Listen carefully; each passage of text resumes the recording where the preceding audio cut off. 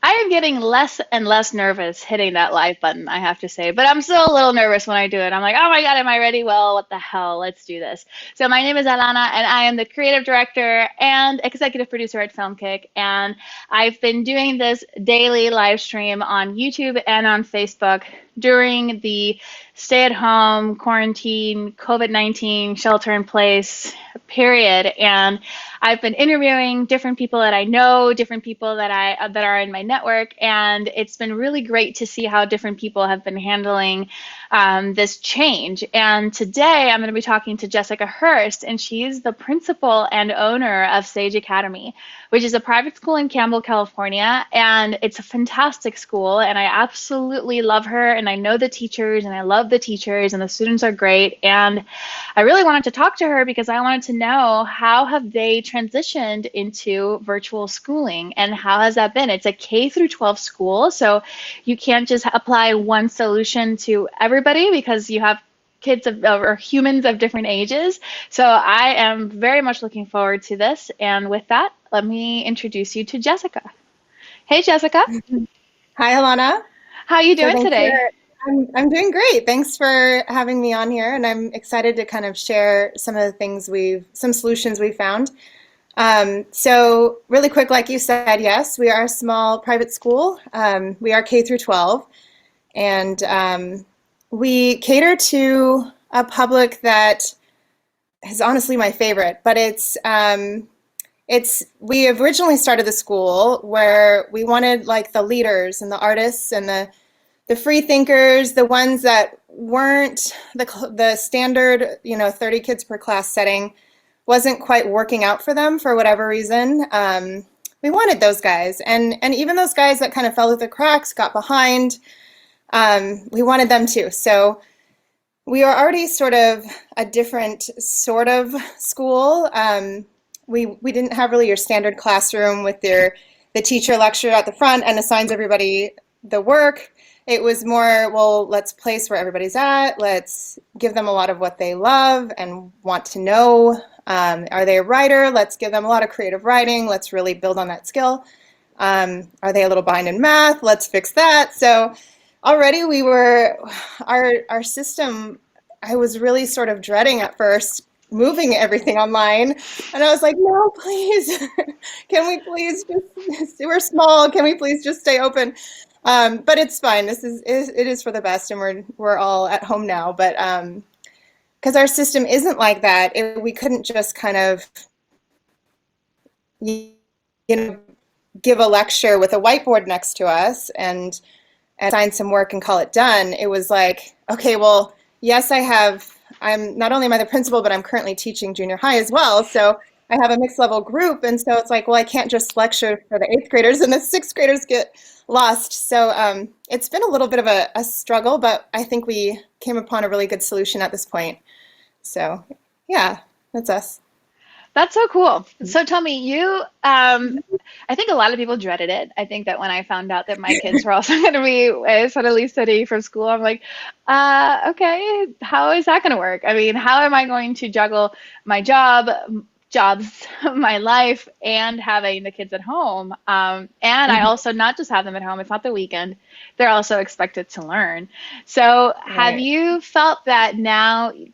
I don't know, how was that communication with the parents? Because I feel like even though the parents aren't teaching, and actually first tell me how you're doing it because people don't Okay. necessarily know, and then tell me how that conversation happened with the parents. Okay. So what we ended up doing is all of our classes are using Zoom. We classes in session, normal school hours, and um, we will log on. Most of the classes are at 9. Mine's at 10 because I do a little principal stuff at first in the morning, and then I'm like, okay, guys, jump on with me at 10. So then then they go to lunch, and then there's an hour where everybody kind of logs off. They walk around. Hopefully, we encourage them to like get fresh air, eat some food, make a really good lunch, and then everybody logs back on at 1, and then they go till 3 or whatever, depending on what class. So we've even managed to keep like Spanish and French class that is on at a certain time. They know what time, and they have the meeting ID. So they just type in their little ID, jump on, and they're in Spanish or they're in French with the French teacher. So Wow. and that's high schoolers. But yeah, so I mean, we did end up just kind of just the simple answers. We did end up just jumping on Zoom and trying to keep somewhat normal schedule. Yeah, so Zoom Wow. is where we end. That's so cool. Tell me the challenges at first, and now that you've been doing it for a couple of weeks, tell me kind of what do you like about it? Right. Okay. Well, um, from the principal standpoint, um, not a lot has changed. I mean, a little bit because I'm not in person, but I'm still talking to the teachers and still finding out what's going on. So in that sense, it's different, but I wouldn't say tremendously harder for at least me with my little school. I can't speak for a giant school. I'm sure that's very difficult. But teaching, my biggest struggle actually is real-time corrections because we have so many people at different levels and they're doing different books. I can't just be like, okay, do the whole chapter, and if something was missed in lesson one, then you better believe that whole chapter has some struggles. So um, real-time corrections have been a challenge. Sometimes they'll read me answers and I'll consult the teacher's edition or the answer key or whatever. For book reports, I did have them read it. Usually in real life, I would check spelling and make sure like spacing is good and did you indent your paragraph. So that a lot of that's unfortunately getting missed right now. But I can at least hear how they compose their sentences and if they answered the question fully. Yeah. Sometimes like I said, I have junior high. Elementary wouldn't necessarily be able to do this, but junior high can email or text me their page, and I can use the school phone is an iPhone, so I can use markup and just kind of do corrections right then and there. I can circle number 2, or I can star everything and go nuts. So it's real-time corrections have been a challenge. They really have. It's not something I can just kind of put off to when we see each other again at some point. So Yeah. yeah. Yeah. Wow. So you've transitioned to Zoom now. How many weeks? Is this the second, third week, This 99th week? is I'm not sure. this is technically the 4th week we've been home. We are super small, so that first Monday, I think it was March 16th or so, forgive me if I'm wrong, we were still open when a lot of the public schools and larger private schools had closed already. But we were under their recommended gathering mark, so Mm, we stayed open. And then later that day, at lunch or whatever, was the shelter-in-place announcement. And so it was actually really cute because a lot of the kids were like, "No!" So we just had one kid running around like, "Yes, us too." But everybody else was like, "Oh no, I don't want to. I like coming here." So it was really sweet and really sad at the same time. So then we kind of prepared everything that day. Yeah. wow. Wow. Yeah, I remember that week. It was surreal. Everything was changing. In the morning it Yeah. was like one thing, and in the afternoon it was another thing, and in the next day in the morning it was another thing. It was like gatherings over 500 people, and then 200 people, and then 50, and then 10, and now it's like Right. no gatherings at all. And Right. yeah, yeah, it's Right. interesting. So, okay, so now you've been doing this for a little while, and how have you, so, okay, you don't have time to prepare for this. So there's no battle plan, there's nothing. So how did you and the No. teachers react from that Monday to Tuesday? What happened? Well, the first day it was announced, we were hoping because originally it was just like a 3 week shelter in place, and the third week was our spring break. So we were like, okay, let's get through these 3 weeks. Let's send home something they can do at home. Because at first, like high school wasn't even meeting on Zoom. They just brought home 2 weeks worth of work and were checking in with their teacher. They would calling or emailing. Um, but then when it was extended, we realized things definitely had to change. We needed to make something a little bit more sustainable and like being able to correct things more quickly and give them their tests still. And how do we still get them to progress, especially the high school, because they're required by the state of California to complete certain classes for a diploma. So the challenge was, okay, well, we can give them busy work at home, which will help which it will definitely help them. They will get something from it. They'll be a stronger writer at the end. But especially for high school, it was like, okay, how do we keep with the classes that are required, and Right. not just, and I'm a little bit, as a small private school, we are slightly just waiting to see what some of the bigger public schools do. Are they going to give um, like a oh darn kind of grade, like you pass, Pass or fail. life Yeah. happens. You got fine. I know that we only did 1 week of semester 2 of chemistry, but here you go, right? Like, are they going to do that? Are they going to extend it through the summer? Well, it sounds like they're not allowed to until the fall, even to reconvene. So we're a little bit waiting to see what they do, but we're already a year-round school anyway. I didn't Right. mention that in the beginning, but we are. So we do have that summer to sort of finish up anything that was needed.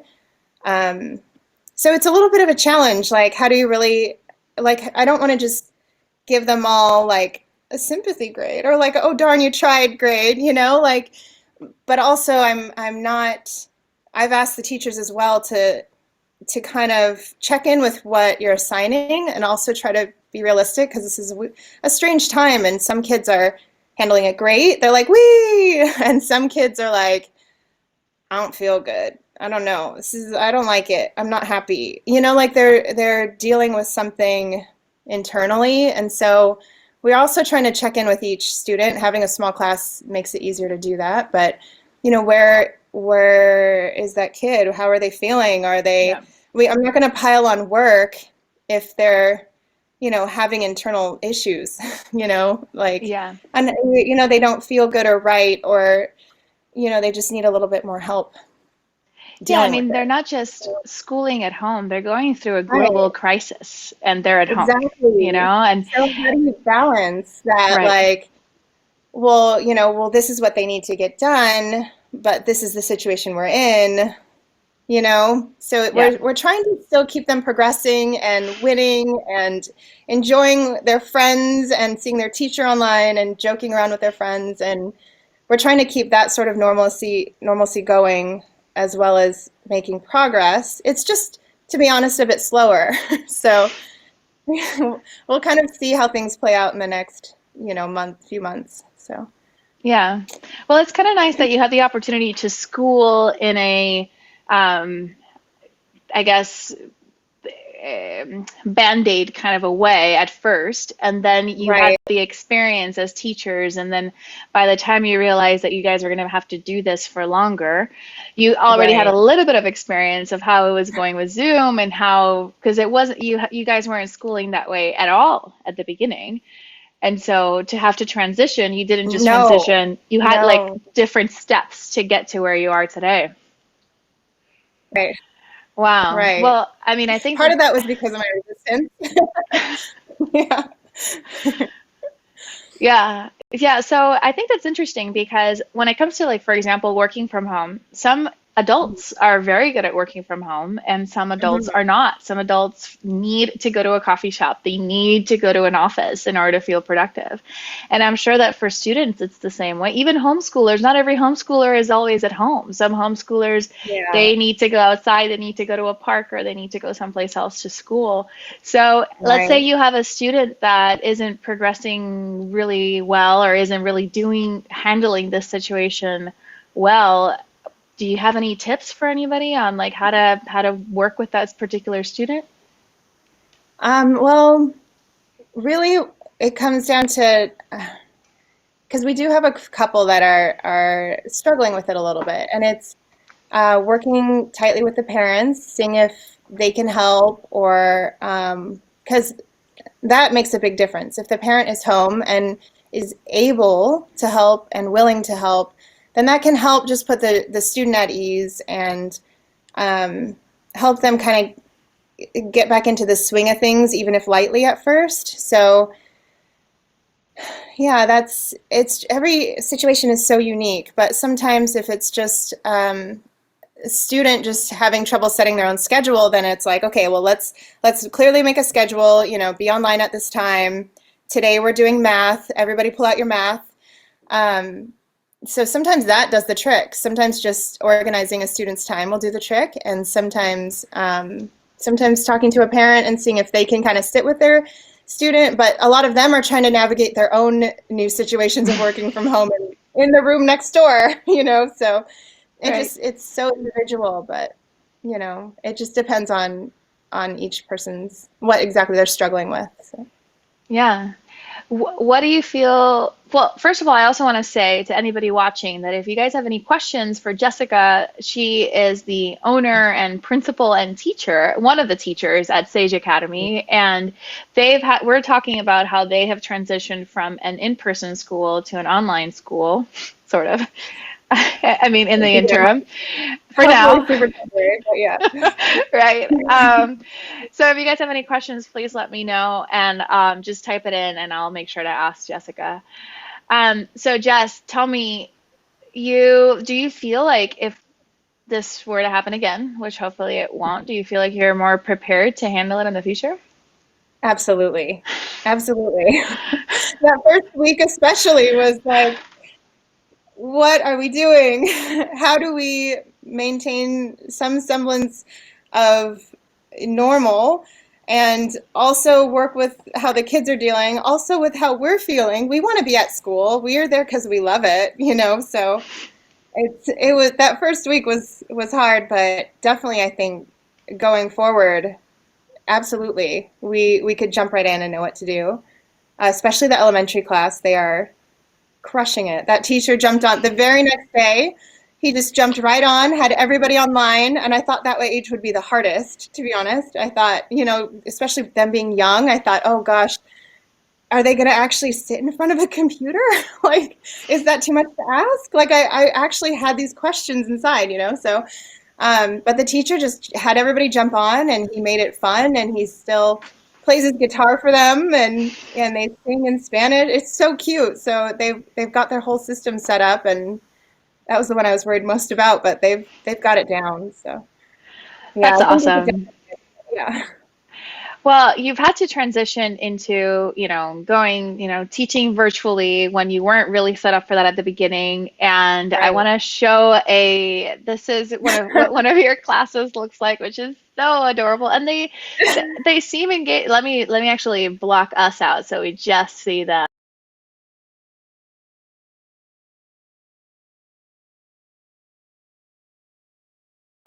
Wait a second. So that's us. I also turned off our audio. Of course I did that. Okay. Let me make sure that doesn't happen again. Okay, cool. So now I can go full screen. I can still say how amazing it looks like they're just so engaged and is so cute. And is this your junior high or is this your high school That class? is most of them. They're not all there, but that's quite a few of them. I love how in Yeah, two they're of them pretty there's cute. nobody there. Or you don't see them. They're there, but you Well, those are two of my girls. They're not always super excited about being on camera, but and here's some of the high school. Here's a high school class with Miss Raspberry. wow. That's them. I think she took that this morning. I asked her for a photo today. So, So tell me about the teachers. How have the teachers transitioned into this? oh, they've been amazing. But like I said, the elementary teacher, he just jumped right in. Jumped right in. Like that next morning, they were already online that next morning. So that was, I was impressed. I needed a day to kind of get my wits about me and figure out, okay, how are we going to handle this? What's the best way to proceed? And he was already online with them. So I'm not worried at all about elementary. Um, and then my junior hires have been great, and that I'm the teacher in there, so I can't really speak. That teacher's so great. No, I'm just kidding. And then in high school, she's been wonderful. She's the first 2 weeks where we were kind of stuck a band-aid on everything. She was having them email their work. They would take pictures and email it in, and she did great. And then once it was extended, we were like, okay, yeah, we need to do Zoom. If We're really hoping, as you can see from our classes, we are very small. That's our whole school, just about. There's some missing people in the chat boxes, but in general, that's the size of our school. So we're really hoping that we can reconvene when shelter in place is lifted. But if we can't, we're prepared for that too. Um, but if we can't reconvene, then we're going to have to, the high school is going to have to figure out chemistry. So she's kind of been putting it on pause. So she's been doing like extra English, extra language arts, extra, I think some extra geography. They've been doing a ton of Spanish and French, but now if it's extended, she's going to have to figure out how to do chemistry. So maybe lab would have to be canceled. Although there are virtual labs I have been told of. I'm going to need to find those again. Someone sent me a link to those websites where you can do virtual labs. Like, you click the thing to add and it does the experiment. So, I mean, that could be an option, but we're trying to figure. Yeah, we want to figure that out if we can. It's a little bit of a crash course because a lot of the technology that we are experimenting with right now has existed, right? Like Zoom existed, right. Google Hangouts existed, a lot of these Google Classroom existed. In fact, my daughter's school has had Google Classroom apparently all year. The first time I work with the Google Classroom team and I produce videos with the Google Classroom team, and I didn't know my daughter was using Google Classroom at school. And it wasn't until the quarantine or the stay-at-home shelter-in-place that suddenly they are using it. And I'm like, wait, this whole time you had Google Classroom. So these tools, they've existed, but now we have to adopt it in a very quick way. Right. So a lot of people are like learning that their computers have cameras and learning that they can FaceTime somebody. And it's I think it's fantastic to be able to leverage these tools in a way that I think some things might stick after this. Do you feel like there's maybe a new tool or a new workflow that might stick after this? Definitely. I like some aspects of it a lot. Nothing can replace in person, so that's just the best. But maybe it's definitely, now that we know how to use these tools, it's like, well, and like you were mentioning, I'm just switching subjects. Sorry, I know that sentence didn't finish, but like you were mentioning, like, we've had this technology the whole time, but now we're just using it. It's like we've used stuff like, I'm going to name drop. We've been using like Prodigy for math, which is a lot of fun, and now we're doing a lot more of it. And we were using Legends of Learning for science, which they have a lot of great little science games, and now we're using it a lot. So instead of having them bring home their science books and their experiments for junior high, we've been doing Legends of Learning, which I'm really hoping is temporary, but we'll see what happens. But I like it. The kids, they learned about they wanted to learn about animals and body parts and all that stuff last week, right? So I took requests. So I assigned this this little fox had to, like, you had to make the cartoon fox like chase and eat a bunny, and then you're like a crazy doctor who had to give like surgeries to connect organs. It was not cartoony, it was not gory, but it was like the kids were just grossed out enough to love it. So it was really cute. But we've had these logins the whole time, and so now we're definitely using them a lot more. So yeah, and it takes a little while, not only for the students to get used to it, but for the teachers to really navigate, okay, how do I create assignments? How do I find things that pertain to what, they're in the middle of learning, or how can I increase their knowledge on something? So, yeah. I think that in a way it resets us all. It's part of the reason why young people are so valuable to have in an organization. Everybody's valuable, but one of the values that a young person brings is that they don't have old habits. So they're bringing all this new technology that they know, all of these new tools, and they want to apply them because they don't know anything else. And like, for example, teachers, it's very easy to have a set curriculum that meets all of the state standards, and it's perfect and it has worked for 30 years. So why change it? But then now and then you see that new teacher that's like, I want to use Google Classroom and I want to use Age or whatever. It's like, why? But now, in a way, all of us have had to kind of reset, and all of us that have like older experience, we've had to then go, I'm using tools where some of the YouTube videos that I watch, it's like a 14-year-old boy, like, so this is the tool that I use, like a YouTube video, and he's like a little kid, and I'm like, oh my God, all right, teach me your ways, you young, smart dude, all right? He's like, so when I'm playing my video game, I use OBS like this, and it's like, okay, whatever, okay. But so here I am, I can teach him a thing or two, but he is teaching me something super valuable right now. So I think for me, it's been hard, but it's been valuable in that sense of just having to use these tools that have been at my disposal for so long. Yeah. So tell me, for other teachers out there, what other tools have you found? And it's okay to name drop, just like what other tools Okay, have you great. found have been really helpful? Well, we've been using Zoom. I do like, okay, when I jumped on to Google Hangouts with you, the picture is so much more clear. So I might need to investigate that a little bit more. So Zoom for the class time. But Zoom is great because you can mute everybody. You can just group mute. And they're chatting and joking, and this one starts talking about Captain Marvel, and that one's talking about turtles, and you're just like, mute. So You're gonna miss that in class. I am. So that's pretty great. For science, we've enjoyed Legends of Learning. They also do math, and I think they're working on broadening even out to more subjects because of what's going on right now. Also, they're offering free teacher and classroom and school membership to on that website, Legends of Learning. So if you just say that you're a teacher and you need such and such for your classroom, they upgrade you to the paid account for free. So that's really great. We've been using Khan Academy. The way I like to use it, so this is what we do in the school, is no matter what grade you're in or how old you are, we start at kindergarten and go all the way forward. So, Nice. and I mean, if you do the challenge test, you'll get through kindergarten in 15 minutes, right? But that way we're starting at the beginning and we go all the way forward, and it helps catch holes.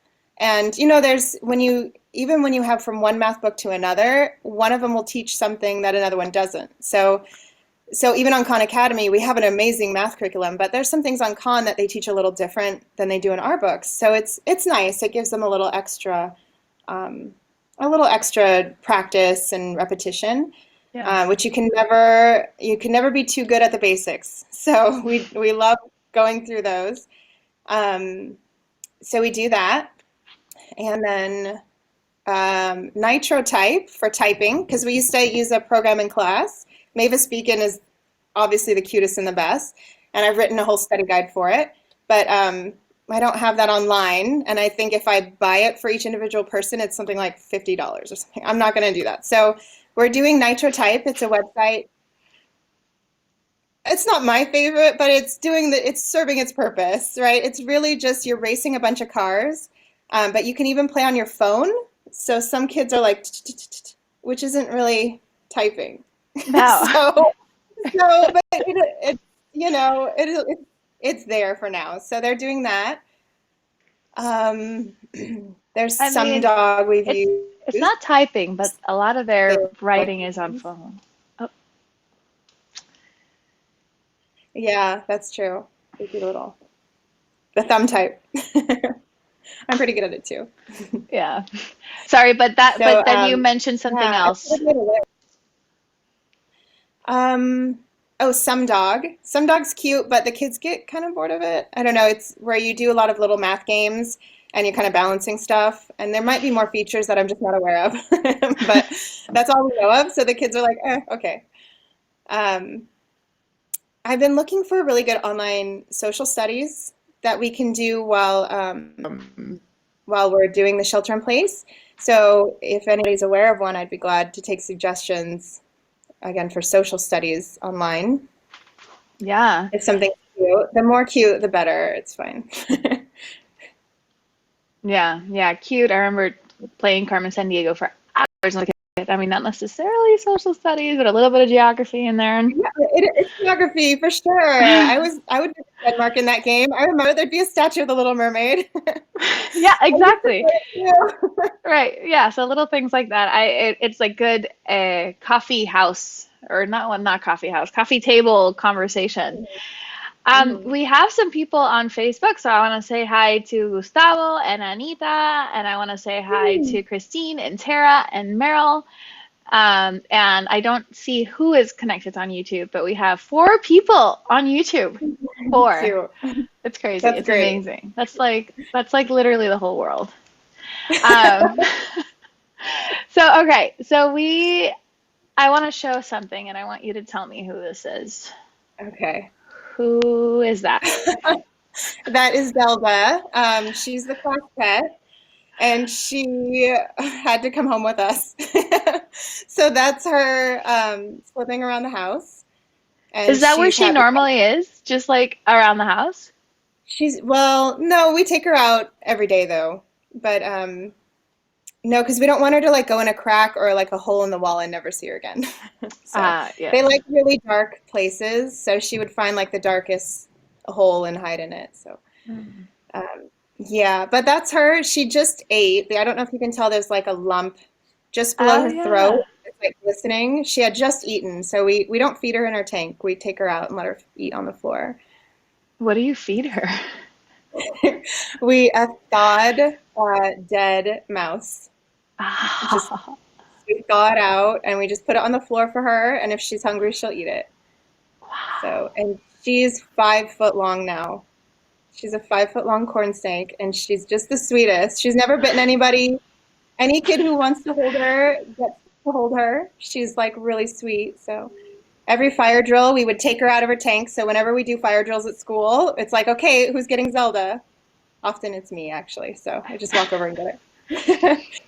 So oh my yeah, goodness, she's she's a beautiful. sweetheart. Yeah, she's a corn snake. So she's home with us. Wow. So what else has changed? And not just for school, but like just what else has changed for you as a business owner? Because on top of everything, you're also running a business. Yeah, a lot actually. I've every time I go down to check the mail, I go down like once a week to try to I get extra teacher correctors or anything I might need, and I check the mail. Um, every time I've come up, I've brought more and more of my office because I just didn't realize, oh, I need this thing, I need that thing. So now it's like reorganizing on a table now. So it's like, is it long enough where I need to go get like a desk and like a hutch and like file cabinets for my living room? Or is it temporary and keep everything on this giant table right behind this computer is like a massive stack of things, lots of different organized stacks, but um, it's been a little challenging. I don't mind a good challenge, but I'd much prefer things go back to the way they were. Definitely. Definitely. Yeah, Yeah. I think a lot of us would agree with you, especially now in week 26. Right. 94. Yeah, Year 4. yeah, exactly. All right, so then we have a few more people in. Hi, Ashley on Facebook, and I just want so basically what I'm doing is I'm interviewing Jessica, and she is the owner of Sage Academy, and Sage Academy is a private school in Campbell, and they've had to transition obviously their school online because of the shelter in place. Something I haven't mentioned yet is that you, even though you've gone through the challenge of as a business owner and as a teacher and as a principal, you've had to transition your students and your teachers and your students' parents to teaching in a new way. You are still signing up new students. So you are still in the Oh middle yeah. of all of this. You're still expanding and growing. And I'm Yeah. wondering, what can you Right. what can you tell us? Like, how has that experience been like? That's different. That is very different. So this particular student came as a referral from the elementary teacher. He had referred the family. So that kind of sprung from there. But I have received other emails as well of people that are interested in, getting to know more about the school. They want questions answered. And so my reply now is, although we're not giving tours right now, I can answer any questions. I can Google Hangout or I can Zoom or whatever, so that because when you're shopping for a school, you also want to get a feel for the people in charge. And I think, well, at least as a mom myself, it kind of gives you a feeling or an idea of how that school is. So I've offered to do like live conversations so people can see me and ask me any question and just see my face and get an idea of who I am. Um, and I've also offered to send them tons of pictures. So I can send a lot of pictures of, class time and the kids playing outside and, PE. We have shots of PE because we do a big, really fat yearbook every year. So we have a ton of pictures anyways. So we have tons of pictures from field trips and we don't have any from Spanish class. I just realized we're missing that one. But we have just about every other class. We have science pictures. We have all sorts of things. So answering any questions they might have, offering pictures, doing live chats is really what we're doing at this point. But we did actually, we signed up a new student who hasn't met the teacher in real life yet. So they've just been live streaming, which is kind of challenging. It was an elementary student. So you can imagine, like, you've never met somebody and now here they are on your computer telling you to open a book or, go get this thing or get your pencil or, okay, that your O needs to be a little bigger, erase it, So it's like, as a child, you might be like, who is this guy? I'm not going to do it, But it's cute, but it's different. But I think we're trying to make the best of it, like, how can I offer you every way of knowing us without actually being there? So, yeah, and I love to talk and I love to answer questions about who we are and what we're doing. And so we are, like I said, just a little private school. And I really just, anybody who's emailed or called, I tell them, like, still, even though we're learning online, basic goal that we have for every student is that they love to learn and that they feel confident in their ability to learn. Because if they leave their education or their K through 12 education with confidence in the ability to learn, then the world is theirs. They're unstoppable, whether they're studying for the SATs or whether they want to go straight into trade school or they want to open a business right away. Say they want to learn to be a chef. Like, if they know they can learn and they figured out what works for them, maybe it's flashcards, maybe it's, maybe they sketch everything as they read, maybe they're making models of things, obviously clearly understanding words is key, but just really finding that thing that works for each student. That's why we exist. And I love that we still have, like, a small family feeling, even though we are expanding. And our first year, we only had 8 students. We were brand new. And so now we're up to 27. So, but that's still a small group. And we're able to really give each student what they need. And it's up to them, what they do with it. So definitely. Yeah. That's so cool. I'm so proud of you. I'm so happy. Oh, thank you. So we've been talking for a little while, and Lia Grimaldi says hi. Oh, hi, Leia. Sorry, Leia, I'm actually, we're ending. This is what I was telling you. That sometimes that sucks about live, is that people kind of come in at the end and then you don't want to let them hang in.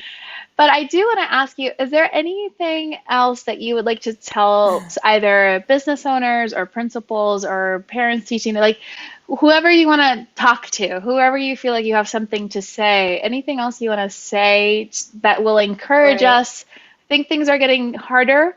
Anything that you can give us that's going to make it a little bit easier? Just finding that thing that works for you, finding the thing that there's always going to be something that you can progress with. So it's just a matter of, asking your friends, like reading up on blogs or watching, mini shows and things that are going to help explain or give you at least ideas or inspirations on ways you can keep moving forward. Obviously, there's a ton of programs available also if you're worried about laying people off or paying rent. There are a lot of programs that you can definitely apply for, pursue, learn more about. So it's tough, but we'll get through it. And there's a solution out there. Just gotta find it. Sometimes you gotta dig deep, but it's out there. Yes. And I do want to say that Leia says that her kids are loving this school. Oh, that's so sweet. Thank you, Leia.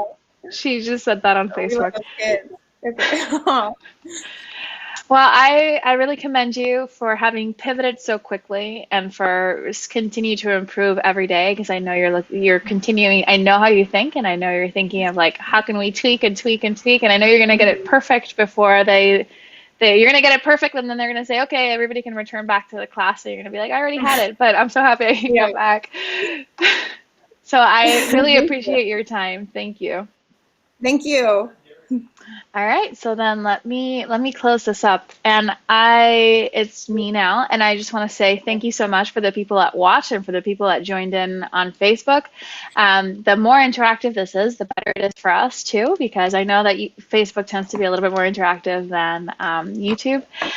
But I will say thank you so much. And this is my second week going live every day. And tomorrow I'm going to go live again. And this time, what I'm going to do is I'm going to do a postmortem and just a lessons learned from this week's live streams. This week was completely different than the first week. I feel like the second week, the things that were hard the first week weren't very hard for me. The second week, remember, for the people that aren't familiar with what I'm doing, I am not only interviewing incredible people like Jessica, I'm also producing the show. So I'm also handling all of the technical aspects of the show, like queuing this and then queuing this other thing and making sure that YouTube is still going and that Facebook is doing its thing. And so it's been challenging, but it gets easier and easier as time goes on. And so tomorrow what I'm going to do is I'm just going to go episode by episode and just going to let you know what I learned in each one.